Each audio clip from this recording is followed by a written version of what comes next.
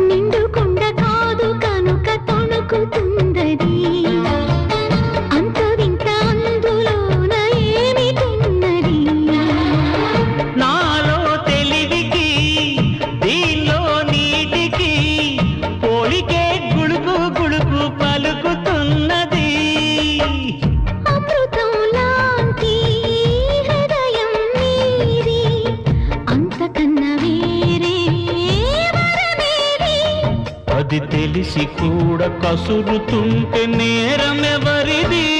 కోపం వస్తే మండుటెండ మనసు మాత్రం వెండి కొండ వాన మబ్బు లాంటి వాటం నీదయా ఏంటో నాకు తెలుసా మంచి చెడ్డ నువ్వు చెబితే నేర్చుకుంటా